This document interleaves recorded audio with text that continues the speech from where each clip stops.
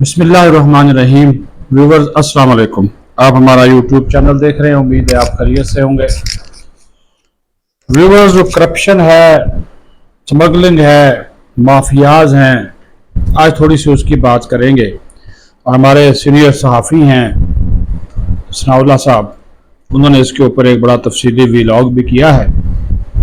दूसरा जो बात हम करेंगे, इस्लामाबाद मुज़ाकरात के हवाले से भी आपको कुछ ना कुछ देते रहते हैं।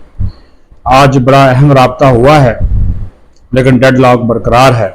हमारे वज़ीर ख़ारजा इसहाक़ डार और army chief field marshal Syed Asim Munir के साथ ईरानी वज़ीर ख़ारजा ने राब्ता किया है, लेकिन फ़िलहाल अभी उन्होंने इस्लामाबाद आने की कोई डेट जो है वो नहीं दी है।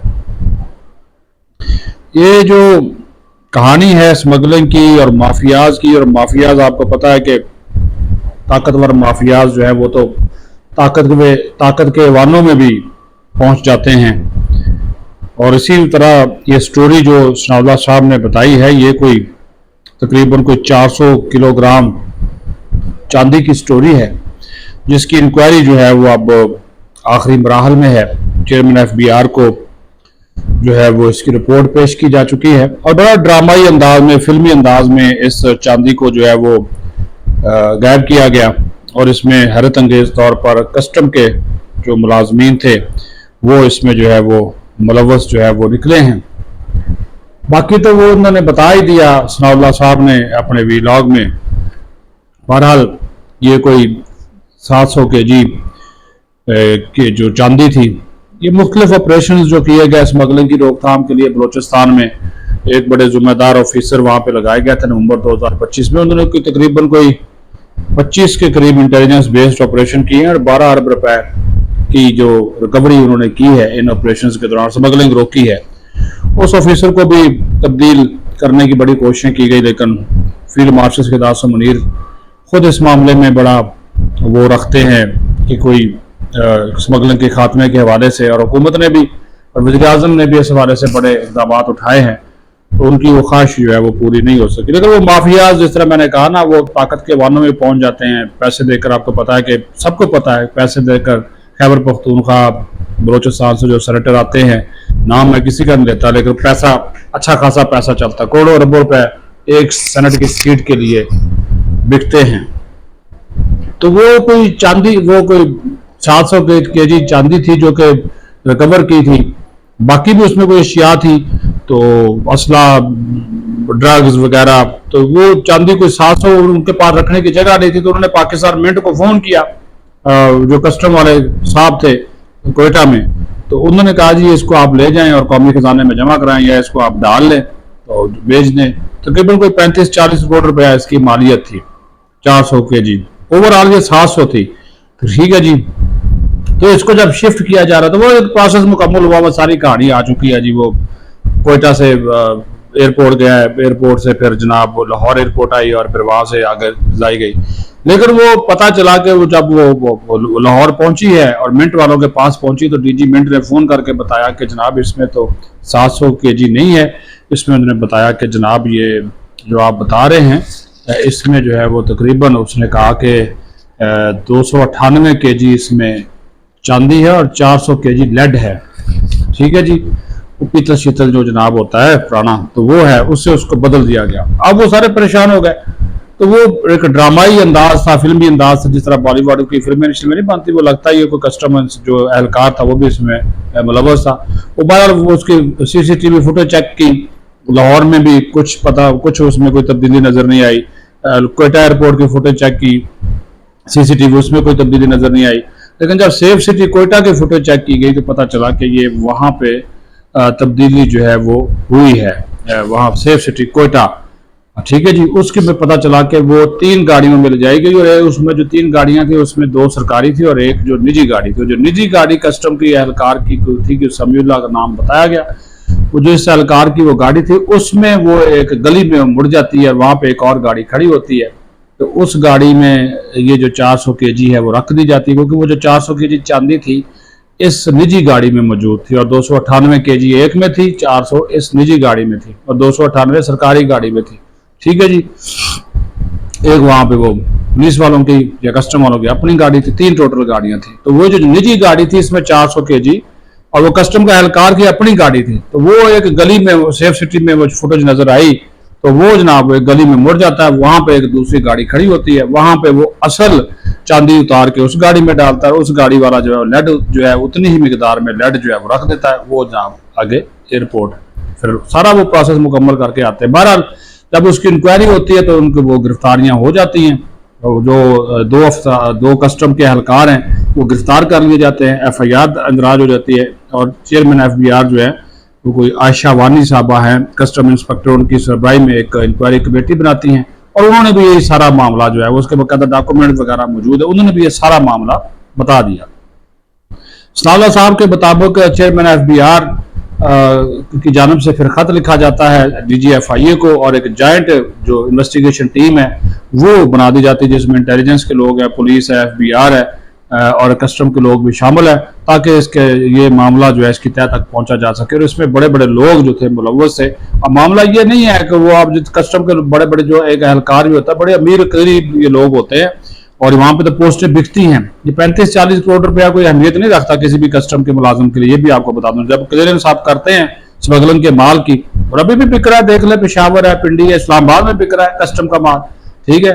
तो वो तमाम तर कोशिशों के बावजूद कमी हुई है, इसमें कोई शक नहीं है। फील्ड मार्शल ने जो इकदाम उठाए हैं, सितंबर 2024 में उन्होंने ये प्रोसेस शुरू किया था, तो वो अभी तक जारी है। बहरहाल वो माफियाज जो होते हैं वो ताकतवर होते हैं, करप्शन, और ये भी आपको बता दें बकौल सनाउल्लाह साहब के, उन्होंने कहा कि तकरीबन कोई 3000 अरब रुपया की जनाब 3000 अरब रुपया ये जो है वो जनाब करप्शन की नजर हो जाता है, स्मगलिंग की वजह से टैक्स चोरी होती है, ये आप अंदाजा लगा लें। तो बहरहाल अभी इसकी इंक्वायरी जारी है, अब फिलहाल कोई मुलाजमीन गिरफ्तार है और ये जो ताकतवर माफिया है कस्टम के एहलकार साथ मिले हुए थे, तो वो उन्होंने सारा ये काम किया और बड़ा ड्रामाई अंदाज में ये सारा कुछ जो है वो किया गया।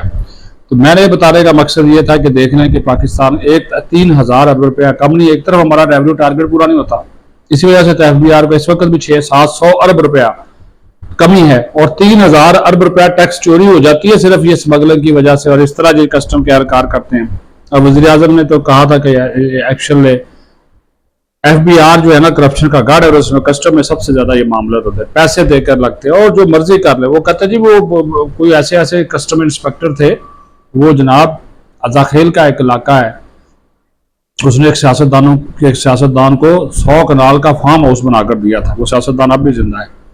और एक कोयटा में कस्टम एहलकार था, उसके बगैर जनाब कोई चीज क्लियर नहीं होती थी और वो खरबोपति बन चुका है और उसको कोई नहीं हटा सका। इमरान खान के दौर में उसको हटाने की कोशिश की गई लेकिन उसको कोई नहीं हटा सका। उसको जब भी हटाने की कोशिश की जाती तो वजीर, अरकान पार्लियामेंट, वजीर आजम हाउस तक के फोन आ जाते थे कि इसको नहीं हटाना। वो जनाब बता दिए बगैर किसी की गाड़ी नहीं वहां से क्रॉस होने देता था, क्लियरेंस नहीं करता था। ताकतवर लोग हैं भाईजान। बहरहाल ये सनाउल्लाह साहब ने बड़ी जबरदस्त किस्म की एक स्टोरी की है, तो मैंने भी कहा कि जरा सियासी चीजों से हटकर आपको बताया कि देखें क्या चल रहा है। वो तो उन्होंने काफी 40-45 मिनट का इसके ऊपर व्हील आके मैंने तो आपको मोटे मोटे इसके पॉइंट बताया कि देख लें वतन अजीज में हो क्या रहा है, चल क्या रहा है, मामलात क्या चल रहे हैं। बहरहाल जी अभी थोड़ी सी बात कर लें, तो तंग हैं, अवाम तंग हैं। अभी आज मंडे को आना था, आज हो गए 5 दिन, मंडे, पीर, मंगल, बुध, जुमेरात, जुमा, 5वां दिन है, नहीं आए, ना ईरानी आए, ना अमरीकी आए और हम सूली पे चढ़े हुए हैं। जुड़वा शहरों के अवाम यकीन माने आधा शहर बंद है, ठीक है जी। इधर भी वो रेड जोन है, फिर तोसी रेड जोन है, फिर लॉकडाउन है, लोगों का कारोबार तबाह, ट्रांसपोर्ट नहीं है, नीलो खार मुसाफिर हो रहे हैं, बड़ी गाड़ियों का दाखिला बंद है। क्या करे बंदा, मुझे बताइए, कोई सूरत हाल बंद नजर नहीं आती, अजीबो गरीब काम हो रहा है। बहरहाल जी ईरानी वजीर खारजा ने फोन किया है हमारे आर्मी चीफ को, फील्ड मार्शल आसिम मुनीर को और वजीर खारजा इसहाक डार को। ये तो नहीं उन्होंने कहा कि जनाब वो कब तशरीफ लाएंगे, तो लेकिन ये कहा जा रहा है कि सीज फायर जैसे ही खत्म हो जाएगा तो वो तैयारी दोनों तरफ से कर रहे हैं।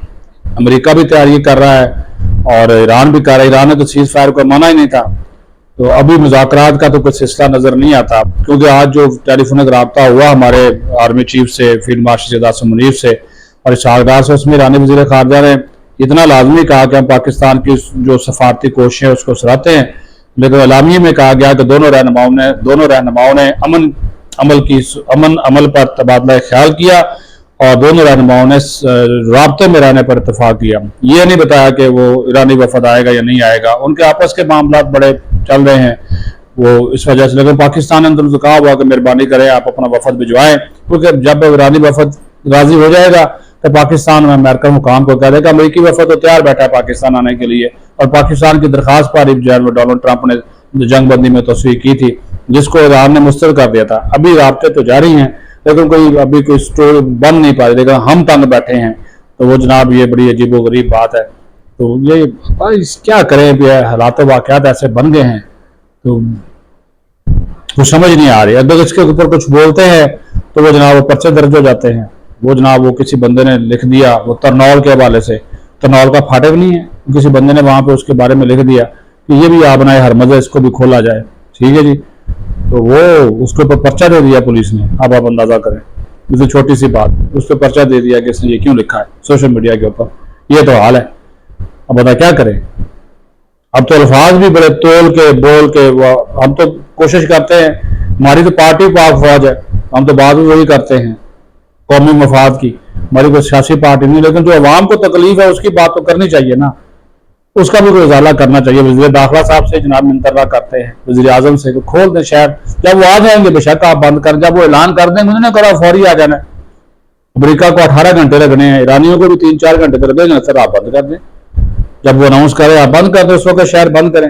لیکن فی الحال تو آپ کھولے نا جناب, یقین مانیں سبزیاں مہنگی ہو گئی ہیں, فروٹس مہنگے ہو گئے, کھانے پینے کی دیگر اشیاء مہنگی ہو گئی, قلت پیدا ہو رہی ہے. مہربانی کریں جناب, گاڑیاں کھول دیں. مسافر بیچارے زیر و خوار ہو رہے ہیں, روز آنا جانا ہوتا ہے. آپ نے الیکٹرک بس چلائی تھی کفایت شہری کے لیے, فری کر دی تھی, آپ 50 روپے لے لیں, اس کا آپ نے 50 روپے کرایہ رکھ دیں, چلا دیں. مہربانی کریں وزیر اعظم صاحب, وزیر داخلہ صاحب. الیکٹرک بس کا بڑا فائدہ تھا, میرے سمیت بہت سے ہمارے دوست سرکاری ملازم غریب آدمی آتے جاتے تھے. آپ فری نہ کریں, آپ پیسے ہم سے لے لیں تو چلا دیں. یہ مہربانی کریں, ترلا منت یہ آپ کا, اور اتنی سختی نہ کرے لوگوں کے اوپر, مہربانی ہوگی. آپ کا جو امن عمل ہے اس میں سب ساتھ ہے, کوئی شک نہیں ہے. پاکستان کے لیے بڑا اعزاز ہے یہ سازشی کرنا, سب اسی وجہ سے برداشت کر رہے. لیکن اتنی تو عوام کو تکلیف نہ دیں. جنہوں نے آنا ہے وہ آ نہیں رہے. ہماری میزبانی تیار ہے, ہمارا ہوٹل تیار ہے, ہمارے جناب ایوان تیار ہے, روٹیاں شوٹیاں سب کچھ تیار ہے, لیکن وہ آنے والے آ نہیں رہے. اور ہم نے جناب اپنے عوام کو, جنواں شہروں کے عوام کو وقتہ ڈالا ہوا ہے. مہربانی کریں جناب وزیر داخلہ صاحب, یہ آپ کر سکتے ہیں. آپ کے تو بڑے لمبے چوڑے رابطے ہیں. وزیر اعظم صاحب آپ بھی مہربانی کریں, یا آپ ڈی سی کو کمشنر صاحب کو بولیں گے تو سارا کچھ کھل جائے گا. تو مہربانی کریں جناب, اگلا منٹ یہ ہمارا. پاکستان زندہ باد.